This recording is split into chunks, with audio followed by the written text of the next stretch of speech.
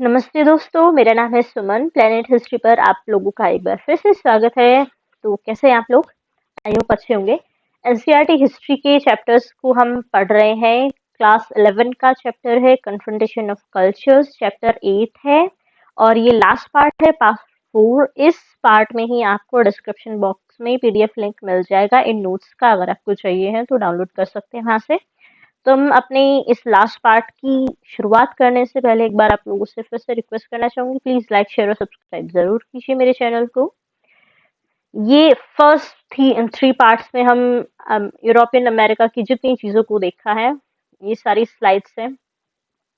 Aztec empire, माया culture और इनका empire, इन तीनों का खात्मा, और यहाँ पर जो ब्राजील था वो ये कैरिबियन सी के आइलैंड्स थे, ये सब। ये यहाँ पर कौन से कल्चर थे और यहाँ पर क्या-क्या, कैसे ये सब स्पेनिश लोगों ने और पोर्टुगल लोगों ने जो ब्राजील में थे उन्होंने कैसे यहाँ पर खत्म किया था, किसने किया था, कैसे आए थे, क्या मोटिव थे, ये सारी चीजें हम फर्स्ट थ्री पार्ट्स में डिस्कस कर चुके हैं। ठीक है, तो पार्ट 4 में हम कहाँ पहुंचते थे? कॉर्टेस, पिज़ारो ने इनका, कैब्राल ने ब्राजील। अब आते हैं consequences of voyages, conquest, colonies and slave trade. अब uncertain voyages came to have lasting consequences of Europe, America and Africa. अब इसके क्या परिणाम रहे थे, इनके बारे में डिस्कस करते हैं कि इन्होंने इतने एक्सप्लोरेशंस किया, नई लैंड्स तक पहुंचे, वहां पर अधिकार जमाया, वहां से लेन देन इन्होंने किया, स्लेव ट्रेड किया। उनका क्या फर्क हुआ, क्या चेंजेस हुए, यूरोप, अमेरिका और अफ्रीका में कितने ज्यादा बदलाव आए थे? In 15th century maritime projects produce knowledge of sea routes. 15th century से ही मैरीटाइम प्रोजेक्ट से उन्होंने सी रूट्स का अच्छे से नॉलेज कर दिया था कि कहाँ सी है, कहाँ लैंड है और कैसे रूट्स हैं सारे के सारे ट्रेड के। The influx of gold and silver help expansion of international trade and industrialisation.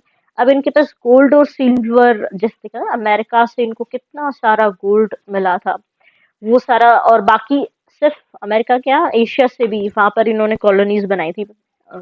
तो वहां से भी इतना ज्यादा गोल्ड और सिल्वर और बाकी चीजें भी इतनी ज्यादा आ रही थी, क्योंकि वहां का बाकी जो प्रोडक्शन था वो भी लोगों को स्लेव बना के यही तो लेकर जा रहे थे। वो काम कर रहे हैं, उनको बस इतना जिंदा रख के ये स्लेव चले रहे हैं, उतना खाना बाकी सब लेकर ही जा रहे हैं, सब कुछ लेकर जा रहे हैं, वो तो फ्री में काम कर रहे हैं बस। तो इसने इंटरनेशनल ट्रेड को बहुत बढ़ावा दिया और इंडस्ट्रियलाइजेशन, क्योंकि इनकम आ रहा है, इतना सारा पैसा आ रहा है, इतना सारा मेटेलिक मनी आ रहा है, उसको कहाँ इन्वेस्ट करेंगे? इंडस्ट्रियलाइजेशन उसके बाद शुरू हो गया। Spain and Portugal did not capitalise the profit. Spain और पोर्टुगल ने बहुत ज्यादा जो उनको प्रॉफिट मिल रहा था उसको कैपिटलाइज नहीं किया, लेकिन इंग्लैंड और फ्रांस ने इनका एडवांटेज लिया, इन डिस्कवरीज का जो उनको इन्फ्लक्स मिल रहा था उसका एडवांटेज इंग्लैंड और फ्रांस ने सबसे पहले बहुत अच्छे से लिया। Huge income invested in trade, बहुत सारी अच्छी जो इनकम इनको मिल रही थी वो ट्रेड में इन्वेस्ट की शुरुआत में। और मर्चेंट नेवी, मतलब समुद्री बेड़े अच्छे से बनाए नेवी के रूप में कि एक दूसरे से बीच में टकराव हो जाए, लड़ना पड़ जाए, उस तरीके से। Merchants formed joint stock companies. ये जो मर्चेंट्स होते थे वो अकेले तो कुछ नहीं करते थे ना, सारे ग्रुप्स में करते थे, तो जॉइंट स्टॉक कंपनीज इन्होंने बनानी शुरू कर दी, एक दूसरे के साथ शेयर्स वगैरह बांट के कि हम जो करते हैं उसमें से इतने इतने शेयर्स आपस में रखेंगे। सेंट ट्रेडिंग एक्सपीडिशन, जिनको पता है जॉइंट स्टॉक कंपनीज क्या होती हैं वो अच्छी बात है, बाकी अपना गूगल सर्च कर लेना, इतना टाइम नहीं है मैं इसको डिटेल में बता सकूँ। Sent trading expeditions and establish colonies, नए ट्रेडिंग एक्सपीडिशंस किए, नई नई जगह ढूंढी, नई नई जगह पर अपनी कॉलोनीज बनाई, वहां के लोगों को सेव किया और वहां पर अपनी कॉलोनीज बनानी शुरू कर दी। मतलब एक तरीके से अपना नया वर्ल्ड, अपना नया एरिया, अपना नया एम्पायर स्टेब्लिश करना शुरू कर दिया, और वहां के लोकल लोगों को क्या करते, स्लेव बनाते और अपने लिए सारा काम करवाते। They introduce Europeans with the product of new world. Europeans, ये सारी मर्चेंट क्लास ने यूरोपियंस को एक नई वर्ल्ड के प्रोडक्ट्स के साथ इंट्रोड्यूस कराया, और आपस में, मतलब सिर्फ यूरोपियंस को ही नहीं, मतलब अगर अमेरिका से वो चीज लेकर जाकर यूरोप के साथ साथ बाकी जगह पर भी बेचते थे। मतलब पूरा का पूरा जो वर्ल्ड था वो एक दूसरे के प्रोडक्ट्स के साथ मिलजुल गया था, सब कुछ हो गया था। Tobacco, potatoes, cane sugar, coca rubber and chillies to other countries, the immediate consequences was the physical dissemination of local population. जो इमीडिएट सबसे बड़ा प्रभाव था वो क्या था, लोगों का शारीरिक शोषण बहुत ज्यादा हुआ था वहाँ की लोकल पॉपुलेशन का। और सबसे ज्यादा जो शुरुआत में अमेरिका और अफ्रीका से इन्होंने किया था, destruction of native livelihood and their enslavement in mines, plantation of mills. वहाँ की जो उनका खुद का जो जीवन था, या फिर जो उनकी, उनसे सिर्फ उन्होंने प्रोडक्शन लिया, वहाँ की उनकी जो अच्छी चीजें थी या बिल्डिंग्स थी, वो नहीं कि वो उनसे हम कुछ सीख सकें, ऐसा कुछ नहीं था। उन सब चीजों को डिस्ट्रॉय कर दिया, उनकी अपनी जो नॉलेज थी उसको कहीं नहीं रखा, उनको भी खत्म कर दिया। इनको मतलब था कि बस हमें सोना चांदी मिल जाए, मेटल्स मिल जाए, प्रोडक्शन मिल जाए, सिर्फ मिल जाए, सिर्फ लिया, मतलब फिजिकल जो फॉर्म्स होती है वो सारा लिया। जो बिल्डिंग्स है, वहाँ का आर्किटेक्चर है, स्टाइल है, या फिर कोई और नॉलेज है, उसको नहीं सोचा कि ये भी हमारे काम की हो सकती है, वो सब डिस्ट्रॉय कर दिया। उनकी खुद की लाइफ को खत्म कर दिया, लोगों की लाइफ को, उनको माइंस में स्लेव बना दिया कि तुम अब पूरी जिंदगी यहीं पर रहोगे, और प्लांटेशन और मिल्स में भी उनको स्लेव बना लिया जैसे।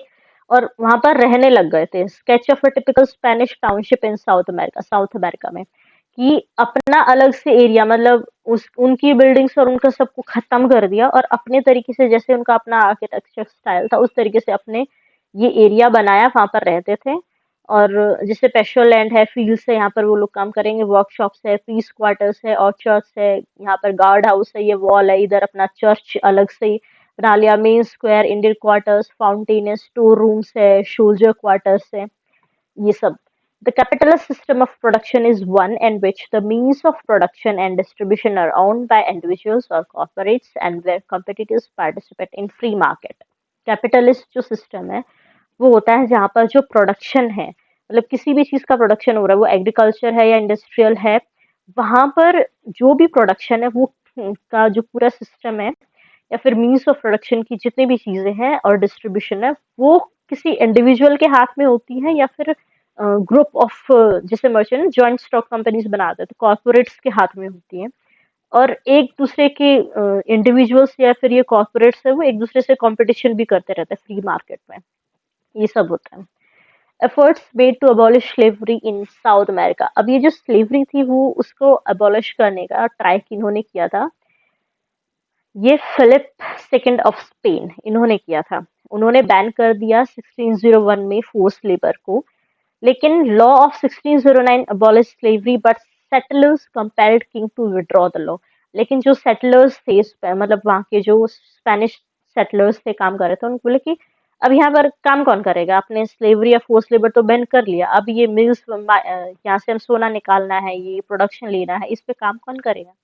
अगर ये लोकल लोग नहीं करेंगे तो क्या हम खुद करें इतना सारा काम, है ना?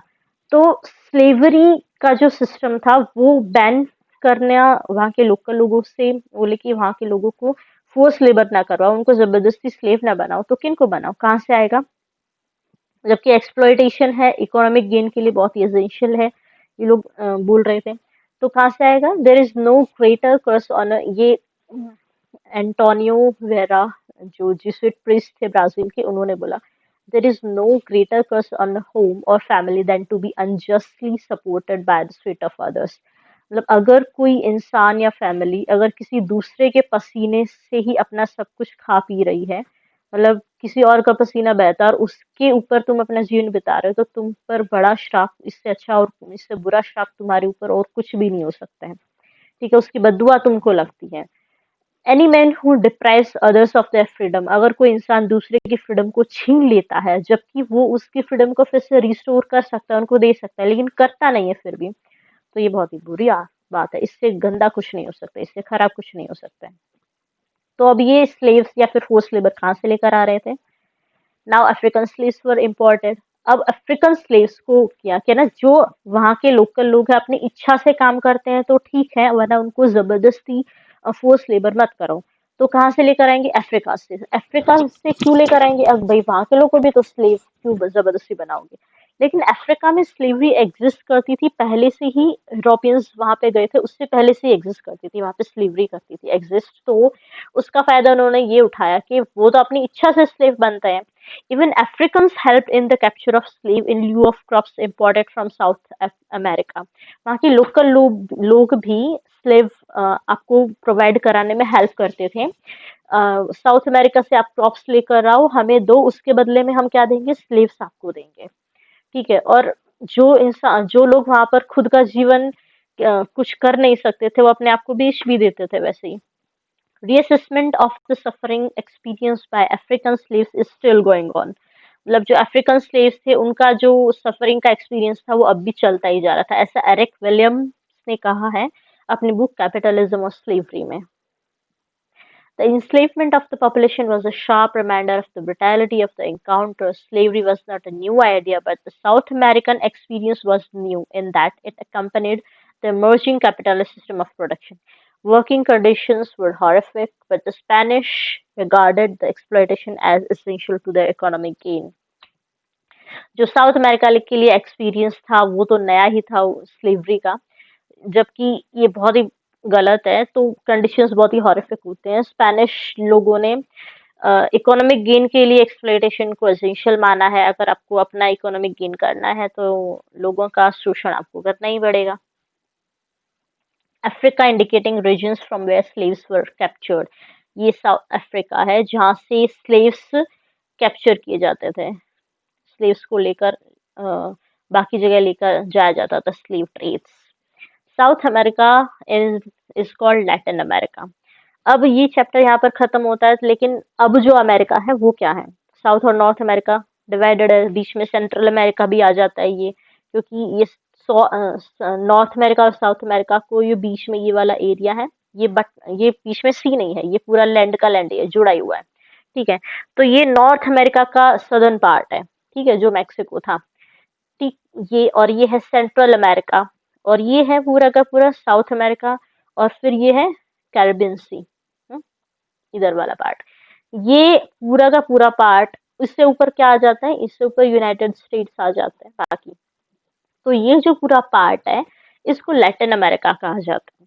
क्यों कहा जाता है? स्पेनिश एंड पोर्टुगीज, देखो यहाँ पर एक एम्पायर था, यहाँ पर एक एम्पायर था, और फिर यहाँ पर एक एम्पायर था, फिर यहाँ पर इन आइलैंड्स पे लोग रहते थे और यहाँ पर थे।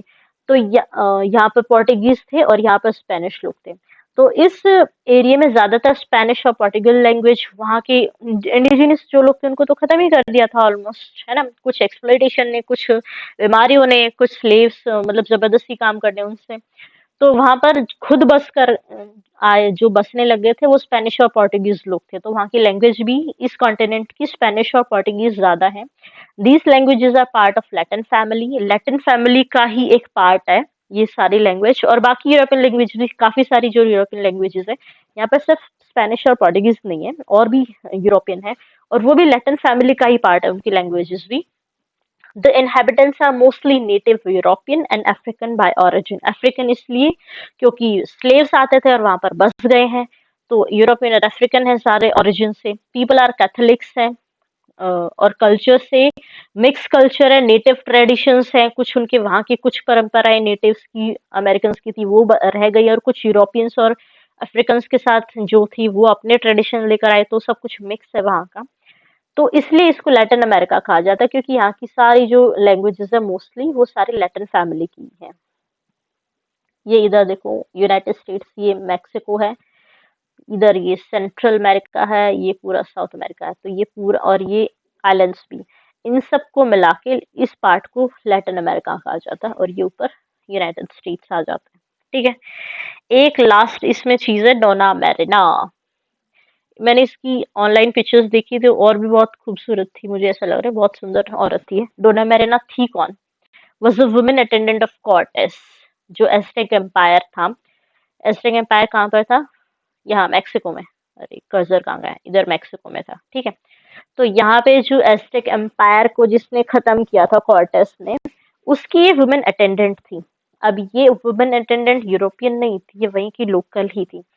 मैंने ऑनलाइन इसके बारे में पढ़ा था कि ये वहीं की एक प्रिंसेस थी, जिसको वहां के लोगों ने इसकी फैमिली ने किसी रीजन से, पॉलिटिकल रीजन से इसको बेच दिया था स्लेव के रूप में। और तो उसके बाद से ये बदला लेने के लिए इसने किया ऐसा, या फिर क्या, कि इसने यूरोपियन लोग जो था कॉर्टेस, उसके साथ मिल गई थी, और उसकी इसने इस एम्पायर को खत्म करने में हेल्प की थी। She was fluent in 3 local languages and interpreter for Cortes. Cortes के लिए ऐसा लैंग्वेज इंटरप्रेट करने का काम करती थी ये। 3 लैंग्वेजेस में फ्लुएंट थी, वहाँ की लोकल लैंग्वेजेस में। In his book Bernal Diaz del Castillo अपनी बुक में इस औरत के बारे में लिखते हैं, इनके बारे में, the true history of the conquest of new Spain, ये इनकी बुक है। सबसे पहले इनको लगा था कि ये एक प्रिंसेस है, बट मैक्सिकन्स कॉल्ड हर मलिंच। जो मैक्सिकन वहाँ के लोग हैं ये इनको मलिंच कहते हैं, जिसका मतलब होता है बेट्रायल। ठीक है, डोना मैरिना द बेट्रायल। तो आज का 4th पार्ट भी यहाँ पर खत्म हो जाता है। चैप्टर खत्म हो गया है, चैप्टर 8। इसके बाद 9, 10, 11 3 चैप्टर और बाकी हैं क्लास 11 के। फिर क्लास 11 खत्म हो जाएगी, फिर क्लास 12 खत्म करते हैं और कुछ क्वेश्चंस भी लेकर आएंगे। तो लास्ट पार्ट में इसके डिस्क्रिप्शन बॉक्स में मैं आपको पीडीएफ लिंक है, जिसको चाहिए वो डाउनलोड कर सकता है। इस पूरे चैप्टर में अगर आपको कोई चीज़ समझ नहीं आती है तो आप मुझे कमेंट बॉक्स में ज़रूर लिखिए। पिछले कुछ चैप्टर्स में भी कुछ होता है, आपको कोई चीज़ अगर नहीं एक्सप्लेन में कर पाती हूँ या फिर आपको कुछ एक्स्ट्रा कुछ पूछना है तो वो भी आप पूछ सकते हैं। कैसी मैं वीडियोस बनाती हूँ, कैसा लगता है आपको, अच्छे से समझ आता है, एक्सप्लेन करने का तरीका बिल्कुल ठीक है, वो भी आप मुझे प्लीज़ अपने व्यूज़, अपने चीज़ें शेयर कीजिए मेरे साथ। किसी ने कहा है कि इससे रिलेटेड क्वेश्चंस बनाए, वो मैं 11th के बाद वो भी ट्राई करूंगी। 11th का पूरा ये हिस्ट्री खत्म हो जाएगा 11th क्लास का, उसके बाद चैप्टर रिलेटेड क्वेश्चंस उन्होंने बोला है शेयर करने के लिए, वो भी मैं ज़रूर बनाऊंगी, शेयर करूंगी। बहुत बहुत शुक्रिया, आप लोग कमेंट्स करते हैं, शेयर करते हैं अपने व्यूज़, और भी कीजिए। और सब्सक्राइब कीजिए चैनल को, और लोगों के साथ शेयर कीजिए जो ज़रूरत हो सकती है जिन्हें। ठीक है, तो 9th चैप्टर में मिलते हैं। आज के लिए इतना ही। Bye bye, Tata.